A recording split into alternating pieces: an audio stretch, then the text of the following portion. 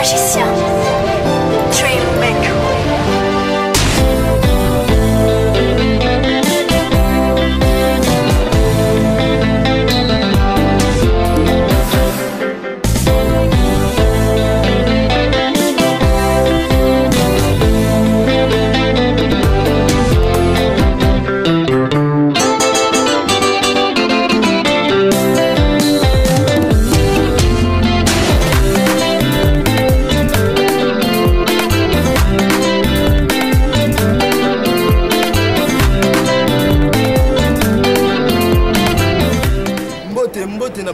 Émission na bino biso na biso ndeka toujours le tolobaka ke biso na biso ponctualité toujours dans cadre idéologie et le tout ça a le premier mai dans cadre ya marche pour tous pour les papiers tout ça a na ODT ba obayebi signification ODT te likoloba organisation démocratique du travail donc tout ça a na cadre bozomona ka bandi ko ba différentes nationalités o boyebi et ça a pour la papier toujours tolobaki vraiment ani tout le monde fait son papier tellement de critères les cas qui m'ont marqué trop et c'est un qui m'ont marche on est bonne ponctualité toujours ça là toujours comme ça là la cadre idéologie on a fait symbole dans un miroir de bandal mon côté je dois mailler les belés na kati mbo et ngai mettre gégé mettre ba français donc na bosani yote libangano ya wana donc tout ça tout sur la soit tout ça ba tout ba repère ça ba point de vue na ba réaction na bango aussi journée à l'élo donc tout ça vraiment ensemble mbote na ngai socialiste les podiums en couleur et une mbote ya wana sans oublier Massalangai, garçon, Thierry Mirbola, pour Zongi Balaba Sepeli, Yobi Garandez a toujours. Tout cela, pas me condoléances, mais Lina Molo, vraiment, tout ça semble toujours quoi. Toujours sur la, merci à tous, toujours dans le cadre. Merci, j'espère que vous avez dans le Kati. Ah, dans la Kati, il y a siège, il y a ODT. Mon frère Lazare a reçu pour la journée à l'élo. Invité présentation là-bas, Stéphane, là, les autres banques congolais, tous allés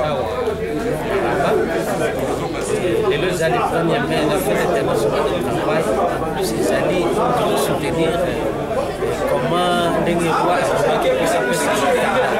donc c'est force compassion pour arracher les paroles et avoir pour bénéficier du candidat.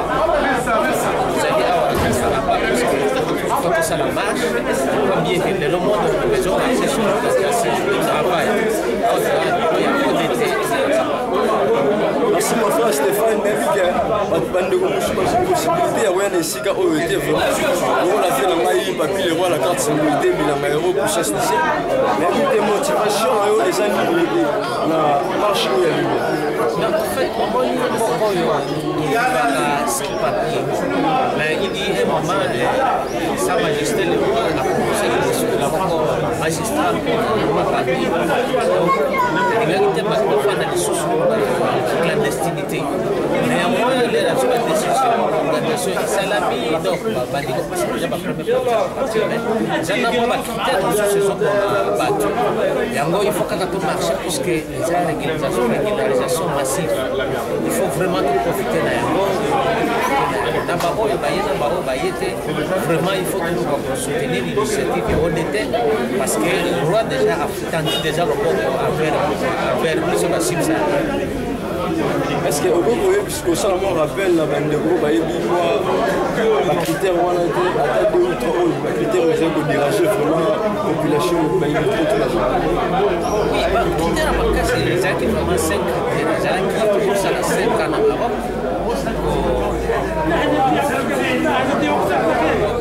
Au bas la marocaine,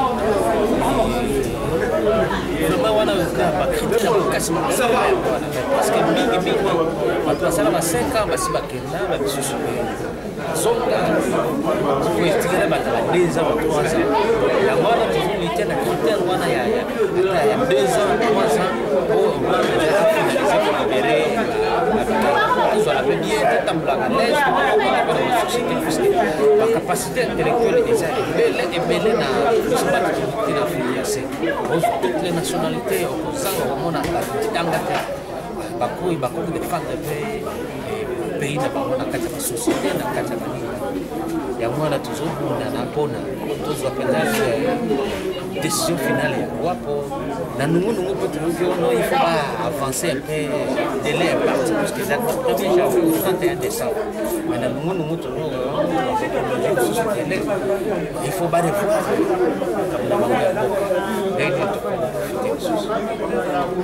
merci à toi de Golanga Stéphane un truc comme ça qui n'a mon sali na yo nga pe nazali na nga na bula kobala marocain te yango moi lelo nandimi naza na marche oyo mpona azala papier na nga na 4 batang oyo naza na mboka oyo yango kaka tozosala marche lelo le premier mais na 4 toujours ya zolozina gentleman qui ya tous tozosala toujours kaka campagne oyo na 4 ya systématique quoi fait dernier mot na yo à propos ya image na nga nde na bendi yo lelo oui dernier mot na nga na discuté pendant beaucoup bakaka eloko moke ezalaka te kosala moke ezalaka te donc il faut besoin au sérieux.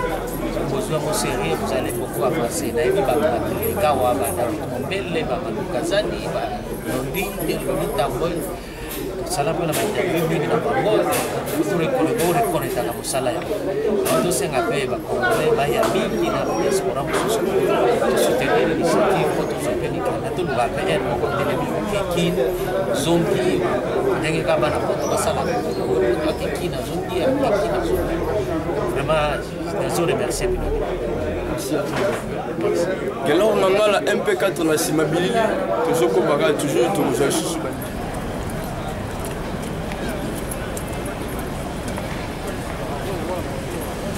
balobi tout le monde aza na posa mokanda na mboka oyo na cadre idéologie toujours na limwe kaka nde ezalaka kaka na limwe nde na mesana kolimwa tozomona bandeko bazotambola kaka na cadre idéologie merci à toi Gelo ngala il faut zalaka kaka quoi tous pour le papier na cadre zoologie na toujours nazomona ba président Jérémy Chamala bakalanga Gino ai ba été vraiment mal trop yango tozomona bamboka mosusu bazobengana biso mpo congolais trop kiyumeleki po eskisenga trop kiyuma bofai na bapale elobo oyo olandela mama mokanda mwa marche ekosala bien trop kiyuma merci ya trop kelonga ngala tala kaka yo MP4 moko te paka jino nazosentir toujours mayele chubaye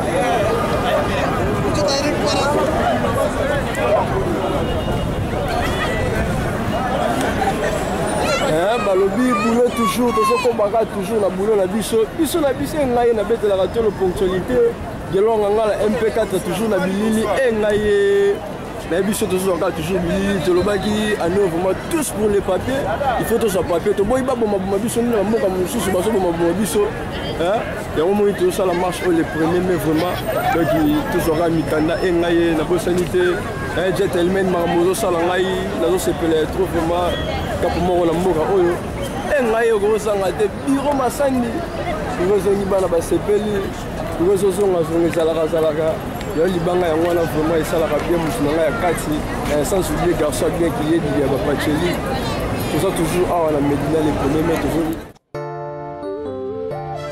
Magicien. Dream maker.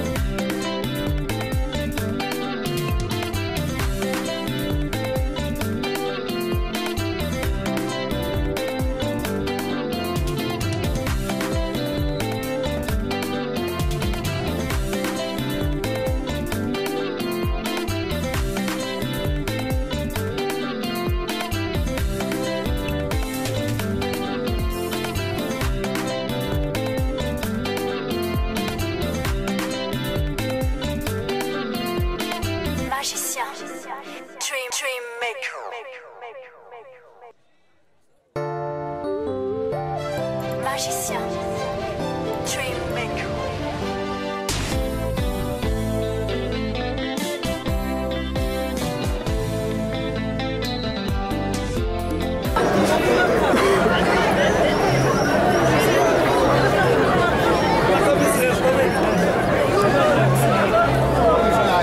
Là, balandi tu émission na bino, biso bozomona bandeko na bino bakongolais nde batelemi liboso awa baye vraiment marche baza vraiment donc molende ya kozwa mokanda na mboka oyo Maroc na cadre bato toza awa tous pour les papiers quoi bozomona bandeko na bino batelemi vraiment merci à toi Patrick Ombaki merci à toi vraiment tous ensemble toujours bozomona bilili ezono bako الأممي للبروليتاريا العالمية تحييه المنظمة الديمقراطية للشغل تحت شعار لن نتراجع لن نساوم نضالنا مستمر ومتواصل من أجل التغيير.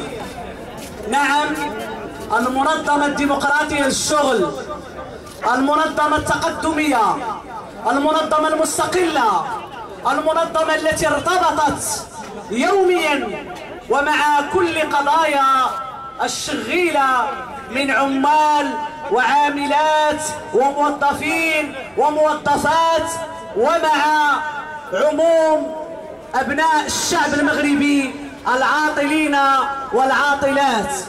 أخواتي إخواني باسم المكتب التنفيذي للمنظمة الديمقراطية للشغل نحييكم على حضوركم وأعطي الكلمة للأخ مارسيل أميتو الكاتب العام للمنظمة الديمقراطية للعمال المهاجرين بالمغرب.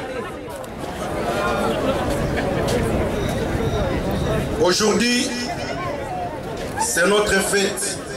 Étant travailleurs, nous sommes appelés à manifester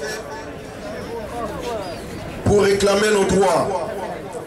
Pour nous les migrants, nous manifestons aujourd'hui pour dire des années se sont écoulées depuis notre première sortie de la clandestinité pour clamer haut et fort notre volonté d'être régularisés en revendiquant nos droits sociaux et économiques conformément à la Convention internationale sur la protection de tous les travailleurs et les membres de leurs familles ratifiée par le Maroc.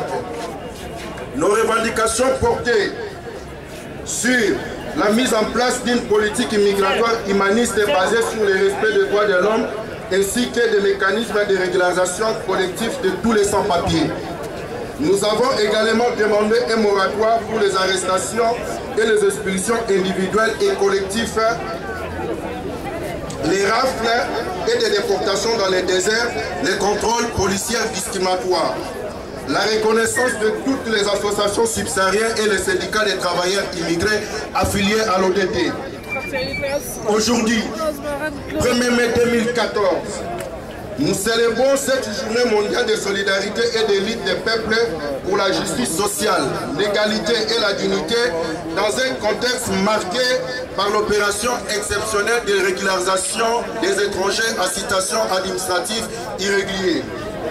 À cette occasion, nous remercions Sa Majesté le Roi Mohamed VI qui a répondu favorablement à nos revendications et à travers lui le Conseil national des droits de l'homme grâce auquel certains migrants désormais en situation régulière peuvent faire voir aux enfants des migrants et des réfugiés quelle que soit leur situation administrative. L'accès à la santé est accessible à tous comme nous l'avons souhaité l'année dernière. Les arrestations avec reconduite à la frontière de Oujda ont cessé. Nous félicitons le ministère en charge des affaires de la migration pour les efforts déployés en vue d'une mise en œuvre rapide des orientations royales concernant la nouvelle politique migratoire du Royaume du Maroc. ainsi que les commissions locales de régularisation, en particulier celle de la ville de Rabat pour sa flexibilité. Néanmoins, nous exhortons une fois de plus les autorités marocaines à assouplir les critères d'éligibilité à la régularisation afin que plus grand nombre puissent bénéficier de cette opération qui est avant tout humanitaire. Ceci évitera des pertes de vie massives dans les mers et dans les grillages de la honte qui sépare l'Afrique de l'Europe. À permettre aux migrants régularisés l'accès exceptionnel au travail sans passer par la procédure l'ANAPEC. À reconnaître les associations de migrants. Nous saisissons cette occasion pour remercier également l'ensemble de la société civile marocaine pour son combat pour le respect des droits de l'homme au Maroc, les médias pour leur implication impartiale. Nos remerciements les plus particuliers vont à la centrale syndicale ODT, qui a accepté volontairement de syndiquer les travailleurs immigrés et de les accompagner dans leurs revendications. Chers camarades, aujourd'hui le Maroc nous a offert son hospitalité en nous délivrant des cartes de séjour. Cette acceptation s'accompagne des devoirs dont nous devons nous acquitter. Faisons preuve de maturité et soyons des acteurs du développement économique et social de notre seconde patrie, qui est le Maroc. Notre intégration doit être effective aussi, devons-nous mener des actions qui favorisent un climat d'entente mutuelle entre nous et nos frères et sœurs marocains. Nous disons, vive le Maroc, vive l'ODT immigré, tous ensemble nous vaincrons.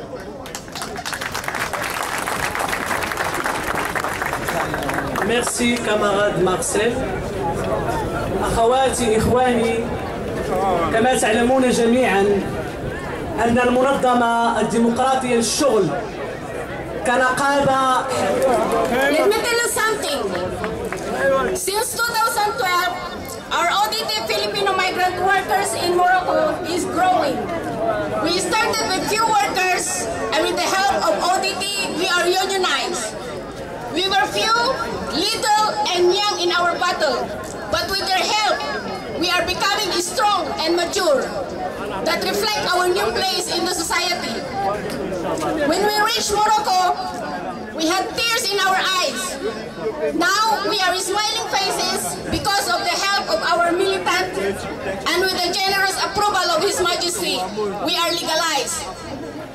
But some of our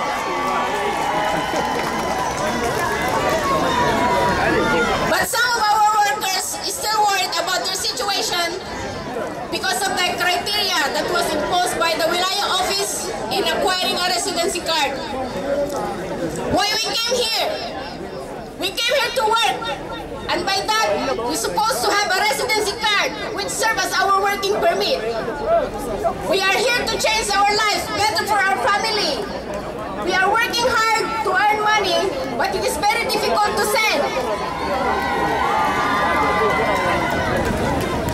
Many of our domestic workers, victims of human trafficking, being abused and underpaid, sometimes even being used by their employers, and no powerful embassy to support us. Only the ODT is trying its best to take back their confiscated passports, to assist them in tribunal by providing free attorney, free medical check-up, arranging the police clearance, sometimes even accommodating them when it is needed. We are here to work and begging for fair contracts for our workers, facilities in legal way to send money to our families, demanding social protection, justice for abused workers, rights to health care and to education, and integration. Things which cannot be reached if we are not all legalized without criteria. المبادرة السامية لإعطاء التعليمات لتسوية وضعية المهاجرين استثنائية. ولا أخفيكم علما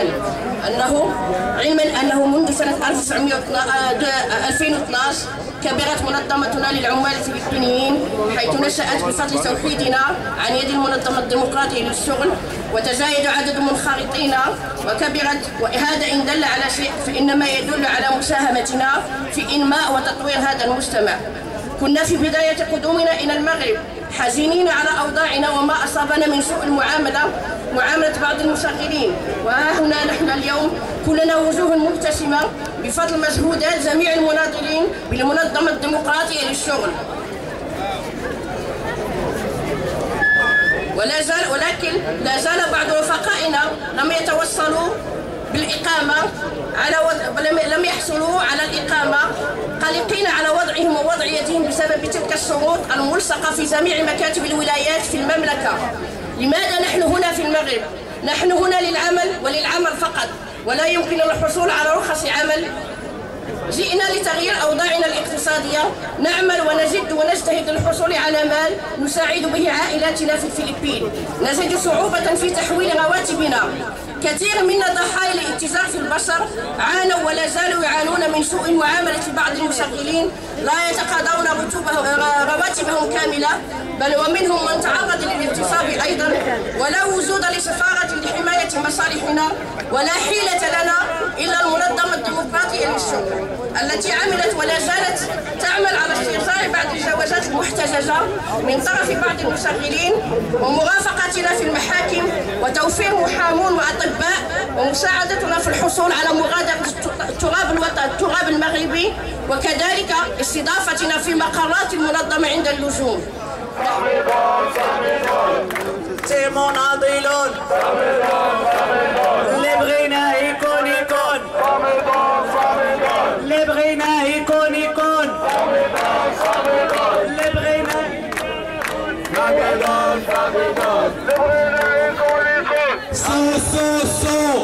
solidarité et égalité, FFF, fraternité avec les immigrés, solidarité avec les immigrés, solidarité avec les immigrés,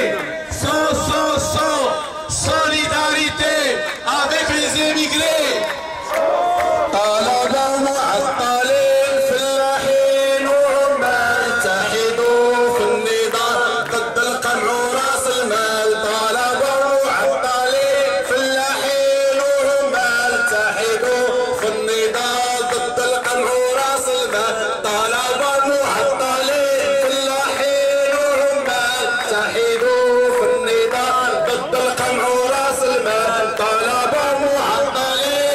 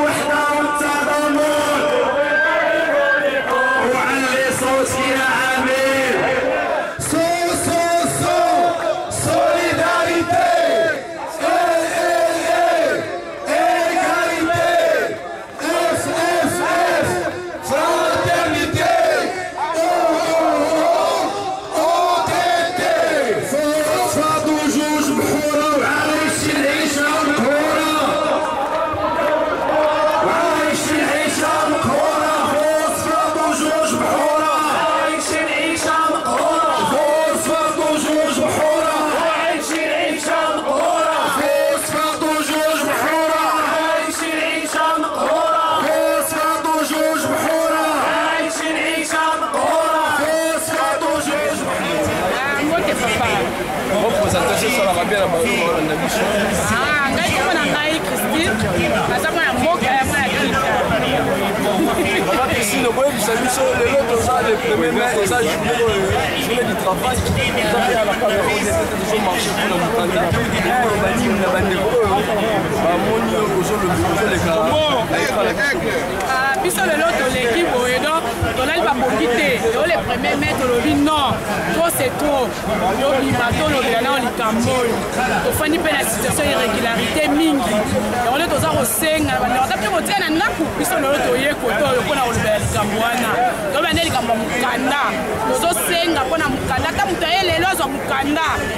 Bah quitter, on a 5 ans, on a dit que on a joué l'autre. On est les lots de Okufa Moi, les lots qu'on a. Le problème, c'est un problème. Merci à tous. Maman Christine. Moi, Christine, on a évité. Nous, quand même, on respecte les gens de Moussous, les Congolais, les Sibas, la nationalité, les représenter pour normalement, on va dire que Bandero batikali ba problème mais ça comme ça ba raison belé ba maladie ba ndala kaka to ebina ba raison ba mais biso ka nombre déjà to saliawa aussi to limite to mona ni to tambola nzela to mona ni ko na kambo itali biso nyonso ça n'intérêt na biso nyonso kanzamba musunga ka ke merci à toi maman Christine dernièrement na yo na biso ko sala yini na kula limite to na mkwalelo vraiment esengo mingi na moni ba compatriotes penza mutu nyonso atelemi nyonso atelemi to to moni ki eza vraiment souci à nyonso maintenant souci ka moko ba nationalité belé kozali awa na moni ki biso to na souci moko na biki nzamba osala to. Merci à toi maman Christine. Kelo mangala image moko ya mboka oyo Biro, j'ai dit ma salle bureau, c'est une balle à ma sepelle. Tous ces arabes avec la cage de Rossolo, la nez à la Razalaka, toujours. La passage, bon guérison à toi. Léna Molota, ma me conduire, c'est si que ça dit. Cédric Mabiala, mon secrétaire, Blaise. La palette nous a battu, on a gagné, on a présenté. Dis comme ça qui pointe, c'est pas la Guinée. Lili, non, il y a moins la carte d'ethnologie. La possibilité, mon vieux, famille, la souka. La carte militaire fait puissance initiale. Maman, on retrouve sur la carte mondiale. Autrement dit, chiffre mon âme de service matrice, la carte idéologique. Merci de l'homme, on a la MP4. Ça va chez il y a trop de trucs comme ça qui est venu, il y a moins de les premiers mètres, ça a la cadre et marche. Ça, je vais le travail, mettre tout ça la marche. Parce qu'il y a un peu cette mission à moi, il y a des magasins, tout ça, il y a tout ça, la communauté, tout ça, tout ça, de l'homme marche. Ça va pas trop, tout ça, quand on a une femme de papier. Tout le monde peut trop, qui ça, papier là-bas, on va voir comment on va nous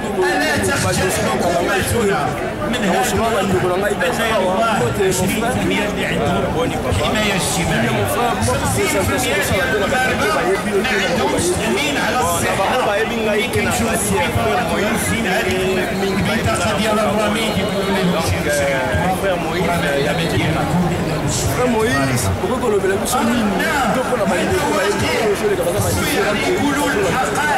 les Cameroun, il faut que les lots et ça m'a cambié. Pendant les mboka oyo, la carte va nous Uganda. Bakiter et l'équipe ya moto le sendeli totelema. Bona batunyoso oyo baza na Uganda te na mboka oyo baleka na Uganda.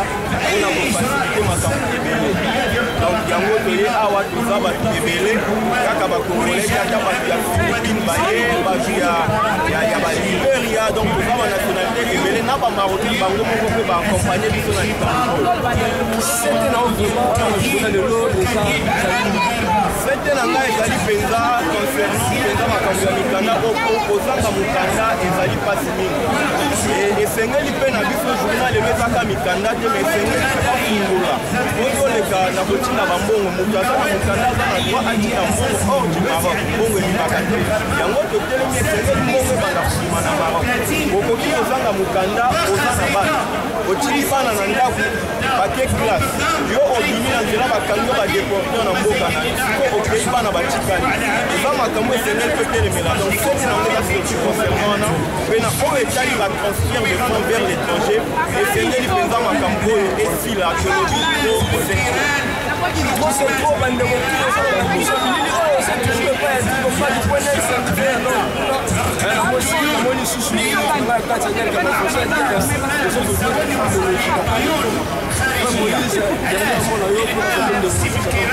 dernier mot na ngai ezali toza na posa ya solidarité mpona bandeko nyonso po bomoni na biso bato na nzambe tokoti makambo oyo donc c'est vraiment sérieux donc yango esengeli totelema partout pas de discrimination liberté pour tous égalité pe fraternité au Maroc yango wana napesi mpe bandeko nyonso mbote oyo bazolanda ngai et surtout bana na nzambe nyonso bazwami na kati ya mboka oyo Maroc nzambe apambola merci à tous Moïse appelle à moi mon papa spirituel le prophète José voilà ça c'est le pasteur de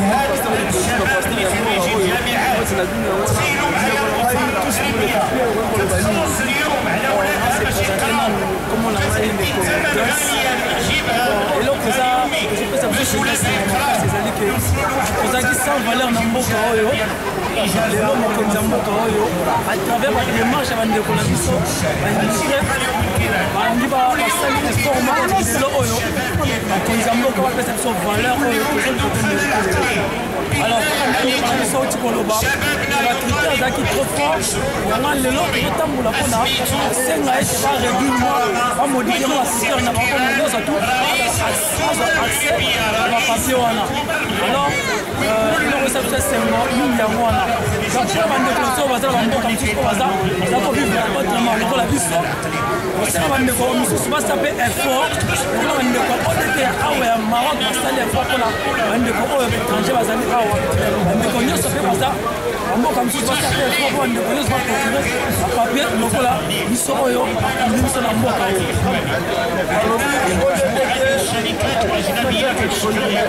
organisation démocratique du travail ezaka mpona mosala te ezaka mpona mikanda te ezaka mpona misala bansoro ezafela kusi basala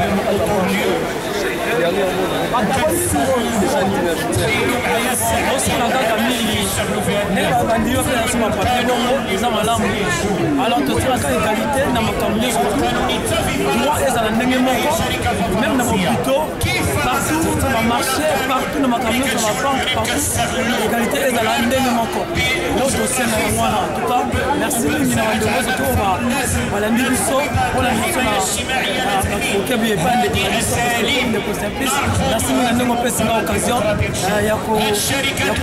ya koloba susu mwa moke na ngonga ndeko na ngai simplice kombaki na sepeli mpe opesi ndeko na ngai cameraman ozozwa bilili oyo mbote tro na sepeli ndeko MP4 na nsima bilili ndeko na yo kosala nde mosolo aza kobela bino balomba na fasasi donc dirigeant nanga babale bandeko nanga fo kosala nanga na badifférent pays oyo kozwami biso na mboka oyo maoto omwele vraiment tosangi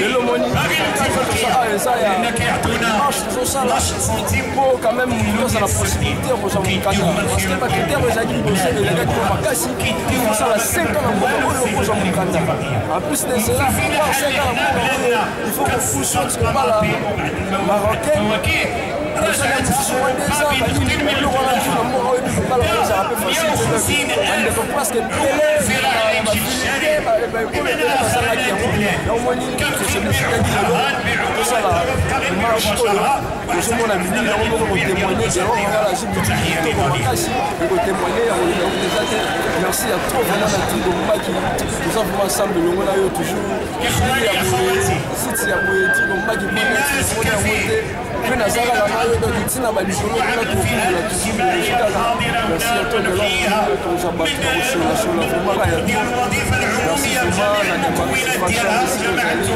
ya yo kaka ndeko azoluka mokanda elimingi ya yo ndeko azoluka mokanda Stone Tula, les salles Stone Tula, on va suite, il y a plein de Stone Tula.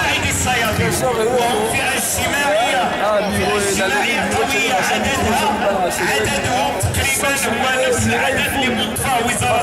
il n'a pas il y a qui Christophe, alors Jonathan Maes, tous les sans-papiers, régularisés, tous les sans-papiers, régularisés, tous les sans-papiers, régularisés, tous les sans-papiers, régulariser tous les sans-papiers.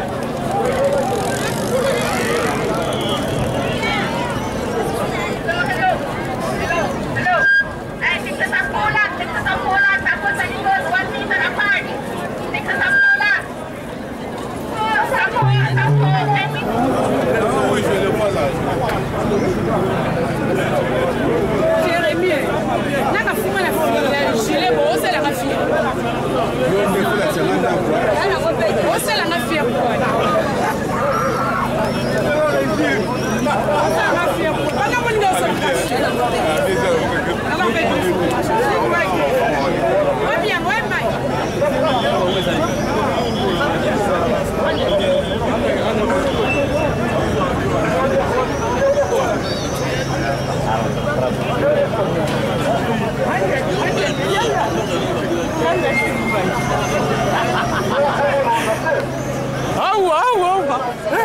Ba grupudi, eu ira.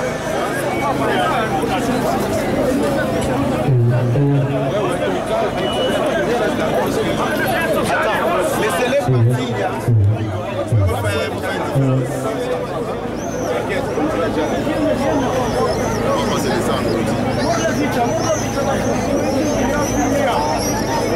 Mais c'est ça.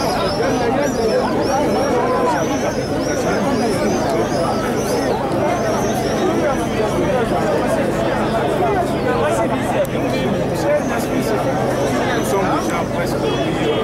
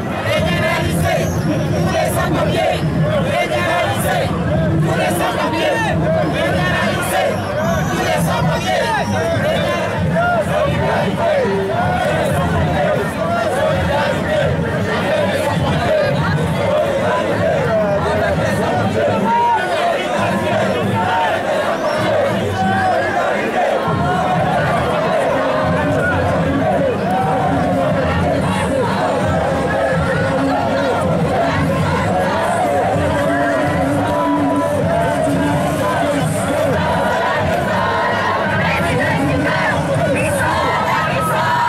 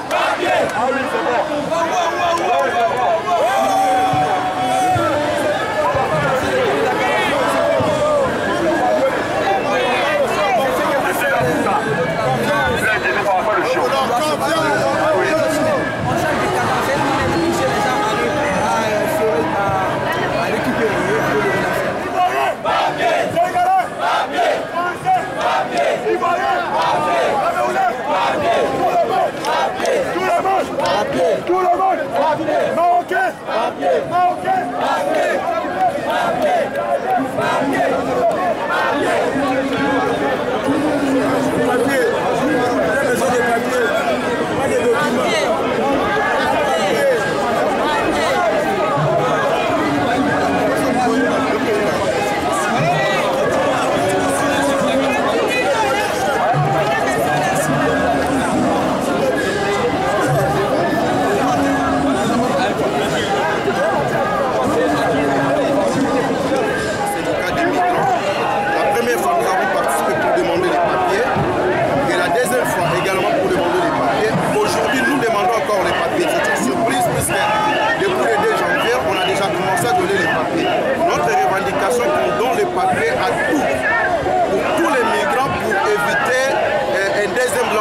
au Maroc.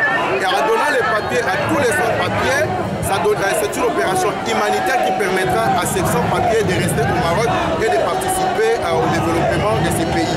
Et nous demandons aussi à ceux qui ont reçu les papiers d'avoir l'accès librement au travail, que la procédure en APEC soit annulée pour ceux qui viennent d'avoir les papiers pour leur permettre de travailler librement. Voilà notre message, notre revendication d'aujourd'hui.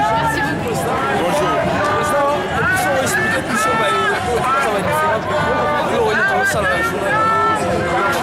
Les lois pour la troisième fois, l'histoire à Maroc, la première fois c'était en 2012, la deuxième fois en 2013, aujourd'hui nous sommes en 2014. C'est-à-dire le mouvement, c'est un mouvement syndical qui est affilié à la centrale syndicale ODT. Objectif Nabiso Ezali, l'État marocain a parvenu à couper ça pour les migrants, sans exception, il y a des pays sur le papier. Pour leur permettre de vivre dignement dans le pays où ils sont étrangers, nous payons sans Mikanda, Ezali passe. Voilà pourquoi Tozawana. Tozawana peut en solidarité déjà. En solidarité, nous avons papier. Nous avons papier. Il faut soutenir les papier pour papier. Donc, l'objectif de la mission est de papier pour les immigrés d'une, il y a contribution, il y a développement économique, il y a voilà les points. Merci pour ça. Dernier mot en maï, la lutte continue. Ce n'est qu'un pas en avant et il reste beaucoup à faire. Là, je vais dans une candidature, les gens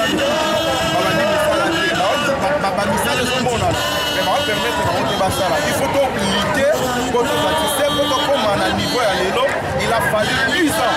10 ans par exemple, les gars depuis 2005, c'est la 2013 que mon changement est dans le côté. Donc il faut donc continuer l'idée. Il faut que relève EA, relève le compte de Libangé, pour l'équipe de la France, il faut relève EA, tu vas continuer le combat au Yopona, pour moto la biso, et ça va en par contre. La yaro ezali mboka na biso donc on pense que ça bien awa pour contribuer à la mboka na biso il faut lutter donc voilà je vous encourage so kozala mikanda kosala lisala oyo librement sa mikanda kosala lisala oyo librement te eza bafinaliste eza na félicitation na ngai na remercie bato nyonso oyo baye lelo iparticulièrement bacongolais oyo baye puisque l'histoire ya Maroc bato bayeba te eza bacongolais bato babanda militantisme na Maroc donc bakosite na kombo na bango eza kosimule baplastique nzenza bawili bayanga bapole bazambi bafiso masamba bamasala milai banyukonga na mulu lelo bakatela na fondation bayebi mpe ndani oyo amema banoir bamigra na fondation eza lidonga na mulu lelo alaki opoza na ye na époque à l'époque na 2006 nayaki opoza na milaa te melelo ça profite na bato nyonso ndenge moko mpe biso tokomi deja na chance kokende meloko ete immigré refera mpona baimmigré nyonso donc nga nazokoencourage bacongolais esprit ya plie mais bafika il faut balemba puisque la lutte continue et ça continuera ndenge kaka ndenge kesere mene alobaka victoire est certain. Merci à toi, Kelon Angala. J'espère que Merci à toi, bien sûr, pour tout le monde. Nous sommes toujours dans la marche. Merci également à la vraiment la Billy Nayo. Félicitations à toi, mon frère. Tous ensemble, tu reverras pas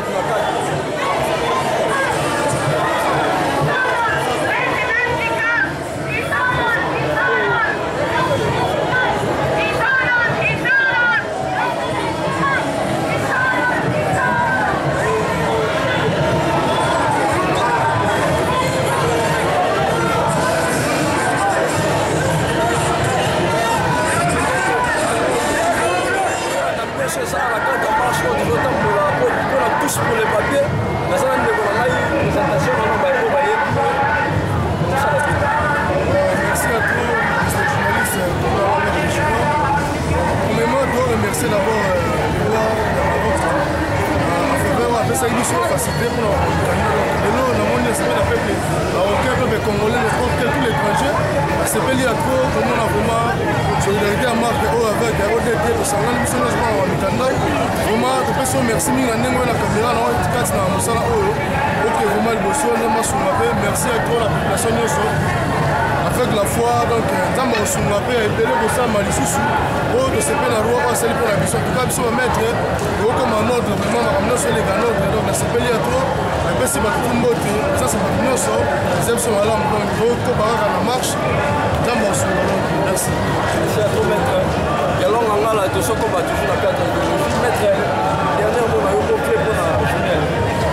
Bien, pour le journal, c'est là, mon Seigneur, on a fait cette force, ça fait des choses à peine, comme ça, parce que mine, on a des pour les matins, tout le monde, l'immigré, dans la marocain, donc on a la loi, on va faire si pour dans le papier, on respecter la loi, tout dans la loi, tout ça, et ça, malade, donc, vraiment, je suis après, si, tout le monde, on va aider là, donc, merci.